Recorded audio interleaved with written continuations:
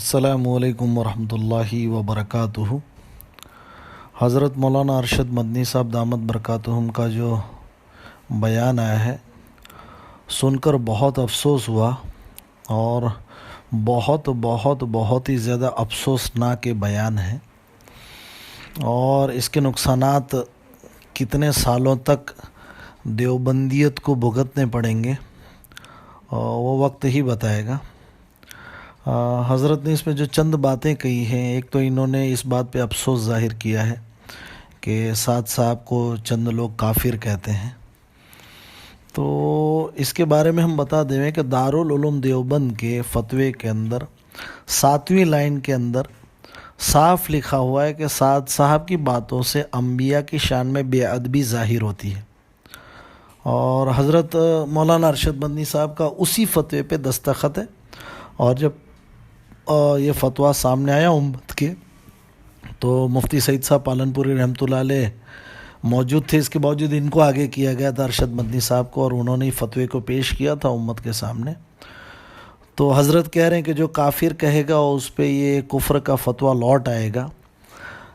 تو حضرت شاید ہو سکتا عمر کا تقاضا ہو، اس وجہ سے بھول گئے ہوں، اور آئندہ بھی میں چند باتیں آپ کے سامنے عرض کرنے جا رہا ہوں کہ اصل وجہ کیا ہے حضرت کی یہ کہنے کی۔ تو حضرت نے خود نے کہا ہے، اور دارالعلوم مجلس العلماء نے فتویٰ دیا ہے سعد صاحب کے کافر ہونے کا، اور انبیاء کی شان میں جو ادناسی بھی بے ادبی کرے یہ کافر ہے۔ انبیاء کی ادناسی سنت کی کوئی مخالفت کرے کافر ہے۔ ہماری قدیم کتاب جو ہے فتاویٰ تاتار خانی، اس کے اندر موجود ہے، بلکہ اللہ کے نبی علیہ الصلاۃ والسلام سے لے کے آج تک شیعہ بھی اس پہ اتفاق رکھتے ہیں کہ نبیوں کی ادناسی گستاخی بھی کفر ہے۔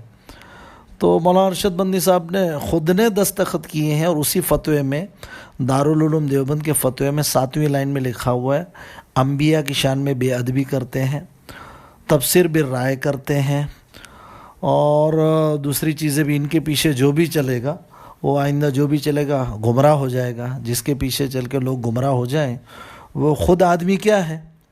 تفسیر بالرائے کرنے والے کی مجلس میں جانا حرام ہے۔ یہ دارالعلوم دیوبند کے فتاوے موجود ہیں۔ حضرت کہہ رہے ہیں ہم ان کو کھانے پہ بلاتے ہیں اور ہم ان کے کھانے پہ جاتے ہیں۔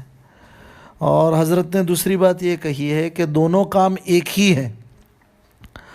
تو حضرت پھر بھول گئے ہوں گے، حضرت کے جس فتوے پہ دستخط ہے اس فتوے میں حضرت نے خود لکھا ہے کہ ان کا کام، سعد کاندلوی کا کام، حضرت مولانا الیاس صاحب رحمۃ اللہ علیہ، حضرت مولانا یوسف صاحب رحمۃ اللہ علیہ، حضرت مولانا انعام الحسن صاحب رحمۃ اللہ علیہ سے اکثر الگ ہے۔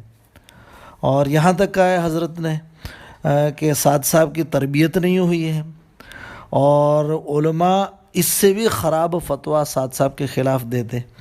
یہ حضرت مولانا ارشد مدنی دامت برکاتہم کا بیان آن ریکارڈ درج ہے۔ اور رہی بات، حضرت نے اس لیے کہا کہ دونوں کام ایک ہیں، دونوں کام ہرگز ایک نہیں ہیں، دونوں کام میں بہت فرق ہے۔ اور ایک بات انہوں نے بڑی تعجب ہوا ہم کو کہ انہوں نے کہا کہ سعد کاندلوی صاحب نے رجوع کر لیا ہے۔ اب حالانکہ دارالعلوم دیوبند کی 2018 کی تحریر موجود ہے ان کے رجوع قبول نہ ہونے کی، اور ابھی حال ہی میں دارالعلوم دیوبند نے 2023 کے جون میں فتویٰ دیا ہے، جس فتوے میں ان کے بیانوں کو سننا ناجائز، اس کو پھیلانا ناجائز، تقریباً 23 پنوں کی تحریر ہے۔ اس کے بعد ابھی دسمبر میں حال ہی میں 2023 میں سعد کاندلوی صاحب نے بھوپال اجتماع میں پھر حضرت موسیٰ علیہ السلام کی توہین کی ہے۔ اب وہ دسمبر اور ادھر فروری شروع ہے، تو اس ایک مہینے میں سعد کاندلوی صاحب نے رجوع کہاں کیا؟ اور جیسا کہ شریعت کا معاملہ ہے بھئی، توبہ کی 3 شرطیں ہیں کہ کسی بھی گناہ کے اوپر آدمی نادم ہو، دوسرا آئندہ نہ کرنے کا عزم و ارادہ کرے، اور تیسری اہم شرط ہے ادا کرے۔ اگر فرض نمازیں باقی تھی تو فرض ادا کرے، زکوٰۃ اگر باقی تھی تو صرف توبہ سے کام نہیں چلے گا، آپ کو زکوٰۃ اتنے سالوں کی گن کے ادا کرنی پڑے گی۔ کسی کا مال غبن کیا ہے تو معافی سے کام نہیں چلے گا، آپ کو اس کا مال لوٹانا پڑے گا۔ اسی طرح سعد کاندلوی صاحب نے جو بیان کیے ہیں مجمع میں کیے ہیں، علل اعلان کیے ہیں، تو ان کا رجوع ہمیں تو کہیں نہیں ملا کہ سعد کاندھلوی صاحب نے رجوع کیا ہو کہ میں نے اللہ کے نبی علیہ الصلاۃ والسلام کی شان میں گستاخی کی، دیگر انبیاء کی شان میں گستاخی کی، صحابہ کرام کو نکما کہا، میں نے قرآن کے اندر تحریف کی، تو میں اس سے رجوع کرتا ہوں۔ رجوع تو ان کو علل اعلان کرنا ہے۔ تو یہ نئے قسم کا رجوع ہم کو سمجھ میں نہیں آ رہا ہے کہ سعد صاحب رجوع کریں، دیوبند فتویٰ دے، اور ارشد مدنی صاحب بنگلہ دیش عین اجتماع سے پہلے، سعدیانی اجتماع سعد کاندھلوی کا ہو، اس اجتماع سے عین پہلے بنگلہ دیش جا کے مولانا ارشد مدنی صاحب رجوع کریں، تو یہ بڑا عجیب، اس کا وقت بھی اور اس کی جگہ بھی بڑی عجیب ہم کو لگ رہی ہے۔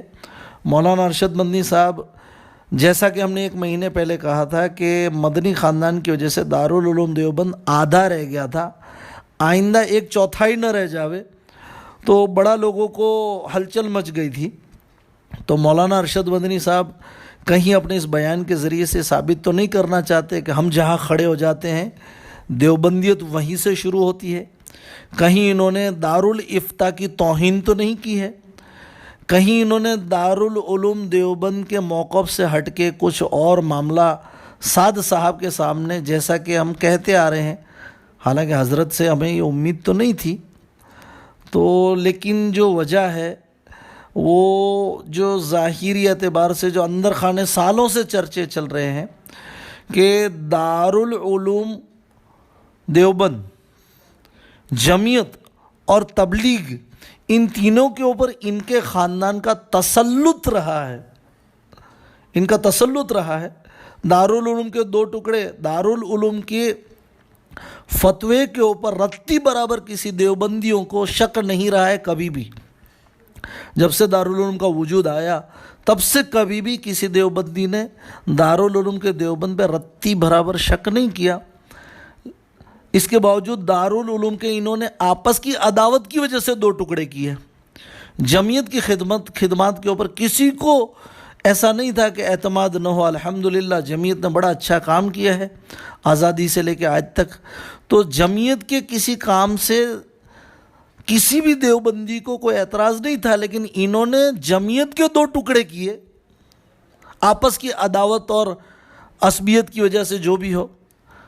اور اب دعوت و تبلیغ کا تیسرا کام، جس پہ بھی ان کا خاندان کا تسلط تھا، شاید دیکھتے ہوں سعد ناحق ہے تو کیا ہوا، نبی کی گستاخی کرتا ہو تو کیا ہوا، صحابہ کی گستاخی کرتا ہے تو کیا ہوا، تحریف قرآن کرتا ہے تو کیا ہوا، اور مال کے غبن کے ED کے کیس ہیں تو بھی کیا ہوا، آخر کار ہے تو ہمارا رشتہ دار، تو بہتر ہے کہ ہم اس کا ساتھ دیویں، اور بچا کچا جو امت کا سرمایہ تبلیغ جماعت ہے اس کے بھی ذمہ دار حضرات بن جاویں، ایسا سمجھ میں آ رہا ہے۔ کیونکہ حضرت کا ٹائمنگ اور جگہ کس موقع پہ، وہ سعد کاندھلوی کے عین اجتماع سے پہلے انہوں نے بنگلہ دیش جا کے یہ بیان دیا ہے، اس کو وائرل کروایا گیا ہے، اور جگہ بنگلہ دیش کی ہے، وہاں اگر سعد کا رجوع ہوا ہے تو علل اعلان ہونا چاہیے، رجوع ہوا تو دارالعلوم دیوبند کی طرف سے کوئی تحریر آنی چاہیے، اور 2023 کی ابھی تحریر ہے جس میں صاف اس کو پھر سے گمراہ کہا گیا ہے۔ ابھی دسمبر میں اس نے پھر بیان دیا ہے، عبداللہ معروفی صاحب دارالعلوم دیوبند کے، انہوں نے ابھی پھر بیان دیا ہے کہ کوئی رجوع نہیں ہوا ہے۔ تو یہ ارشد مدنی صاحب کی بات امت کے لیے بڑے، کیا کہیں، اب دارالعلوم کے اوپر اعتماد کو ہلانے والی اور دارالعلوم کو نقصان پہنچانے والی ہے۔ اس کے بارے میں آئندہ بھی انشاءاللہ، اب چونکہ معاملہ سامنے آ گیا ہے، ابھی ایک آڈیو بھی جو مولانا ارشد مدنی صاحب کے ساتھ 3 سال پہلے ہوئی تھی وہ یاد آ رہی ہے۔ حضرت مولانا ارشد مدنی صاحب دامت برکتہم سے میں نے فون کیا تھا اور پوچھا تھا، حضرت ایک آدمی یوں کہتا ہے کہ مسجد زرار جو ہے وہ مسلمانوں نے بنائی، حضرت نے ترنت کہہ دیا کہ وہ تو شیعہ ہوگا۔ میں نے کہا حضرت وہ آدمی یوں کہتا ہے، وہ آدمی یوں کہ اللہ کے ہاتھ میں ہدایت نہیں ہے، حضرت نے ترنت کہہ دیا کہ وہ تو کافر ہوگا۔ میں نے کہا حضرت اچھا یہ بتائیے کہ شخصیت دیکھ کے فتویٰ تو نہیں بدلے گا نا؟ تو حضرت کا ایسے کیسے شخصیت کی وجہ سے فتویٰ بدل جائے؟ تو میں نے کہا حضرت یہ دونوں باتیں سعد کاندھلوی نے کہی ہے. تو مولانا ارشد مدنی صاحب نے فوراً کہا اگلے سے پوچھنا پڑے گا تیری منشا کیا ہے. تو اللہ ہی حفاظت فرماوے دارالعلوم دیوبند کی. جیسے کہ جمعیت کے 2 ٹکڑے ہوئے، ان کی دیوبندیوں کو کوئی اعتراض نہیں تھا جمعیت کی خدمت میں، ان کی آپس کی عداوت کی وجہ سے جمعیت کے 2 ٹکڑے ہوئے. دارالعلوم دیوبند کے فتاوے میں کسی دیوبندی کو شک نہیں تھا. عصبیت کی بنیاد پہ دارالعلوم دیوبند کے 2 ٹکڑے ہوئے. دارالعلوم کے فتوے پہ اب بھی کسی دیوبندی کو شک نہیں ہے، لیکن ان کی حرکت کی وجہ سے جو 2 دھڑے ہوئے ہیں. مزید اس میں اور ہوں گے. مولانا ارشد مدنی صاحب کی آڈیو رکشہ کے مائک کے اندر گاؤں گاؤں گھوم کے سنائی جا رہی ہے، اس کی بھی آڈیو موجود ہے. حضرت مولانا ارشد مدنی صاحب کے کیا مقصد ہے، کیا نیت ہے، بنگلہ دیش جا کے عین سادیانی اجتماع سے پہلے 2 باتیں کہنا کہ دونوں کام ایک ہی ہیں، حالانکہ ان کے دستخط ہیں کہ دونوں کام ایک نہیں ہیں، اور ان کا کہنا کہ رجوع ہوا، حالانکہ رجوع کہیں پہ بھی نہیں ہوا. تو آخرکار یہ کیا کرنا چاہ رہے ہیں حضرت ہی اس کے بارے میں خلاصہ دے سکتے ہیں، اور دارالعلوم دیوبند ہی اس مسئلے پہ خلاصہ کر سکتا ہے.